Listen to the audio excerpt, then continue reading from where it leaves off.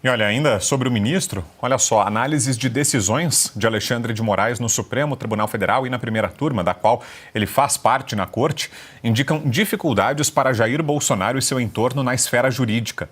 Um levantamento do jornal o Globo aponta que no ano passado o magistrado foi responsável por colocar atrás das grades 23 aliados do ex-presidente, um salto de mais de 50% na comparação com os 15 casos de 2023 no esteio, na esteira do 8 de janeiro. Em paralelo, um outro recorte das ações que tramitam no STF mostra que a primeira turma referendou de forma unânime todas as decisões de Moraes em processos que miram apoiadores de Bolsonaro envolvidos em atos classificados pelo ministro como golpistas. Silvio Navarro, lembrei aqui, Silvio, daquela expressão julgar pela capa, que é tudo que não se deseja de qualquer juiz, de qualquer poder judiciário, né? Que os processos sejam julgados tecnicamente, né? Mas o que a gente vê aí é que os processos que envolvem aliados do ex-presidente Bolsonaro têm destino certo. Tem havido uma tendência quase unânime nos casos que envolvem integrantes desse determinado grupo político, né, Silvio? E sempre foi assim, Brown, não só no Supremo Tribunal Federal, com esses dados que você traz aqui, são do jornal O Globo, salvo engano, como também no Tribunal Superior Eleitoral, quando Alexandre de Moraes presidiu as últimas eleições para presidente da República, governadores e Congresso e Assembleias Estaduais em 2022. À época, eu me recordo que eram questões de pouquíssimos minutos e a decisão já saía, pronta. O ministro Alexandre de Moraes já expedia a sua decisão. No Supremo Tribunal Federal não é diferente. Parece que a capa importa, sim, para ele e para a sua equipe, repito, falei isso agora há pouco, há um grupo, são auxiliares, ninguém é capaz de conduzir 21 inquéritos, por exemplo, de forma solitária, sozinho. Não, ele tem uma equipe e parece que todos seguem e rezam a mesma cartilha. Mas o ponto é, são inquéritos, são decisões justas? Aí fica a pergunta. Porque a resposta para essa pergunta, e aqui ninguém está querendo ser juiz da vez de lugar nenhum, nem bacharel em direito eu sou, mas a pergunta que fica é, determinadas pessoas que estão sendo investigadas e condenadas pelo Supremo Tribunal Federal, a última corte recursal do país, a corte guardiã da Carta Magna, deveriam estar sendo julgadas pelo Supremo Tribunal Federal? É no gabinete do ministro Alexandre de Moraes que esses inquéritos, investigações, chame como quiser, deveriam estar? Não, porque não são pessoas que têm prerrogativa de foro.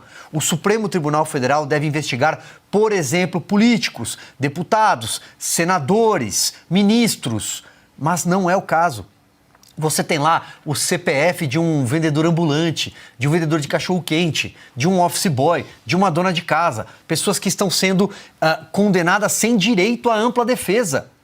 E não adianta dizer, não, elas estão sendo bem tratadas pelo Supremo. A Procuradoria-Geral da República muitas vezes é acionada depois. Sendo que o papel do Ministério Público é o papel acusatório. O sistema penal brasileiro, ele é majoritariamente e tradicionalmente acusatório. E muitas vezes sequer o Ministério Público é quem inicia, quem starta uma investigação, um pedido de investigação no Brasil. Não é. Tudo nasce de um mesmo gabinete que tem a Polícia Federal a seu dispor, a seu serviço. E aquela pessoa, uma vez condenada, não tem a quem recorrer, não há. Eu vou insistir nesse ponto porque isso é fundamental para que o Brasil, em algum momento, volte à sua normalidade institucional. E isso só será possível por meio da lei. Isso só será possível por meio do Estado de Direito. Qual é o caminho? O caminho é a dupla jurisdição. É que uma pessoa possa ser investigada por um juiz de vara, e depois recorrer, ter um pleno para recorrer, nem isso acontece.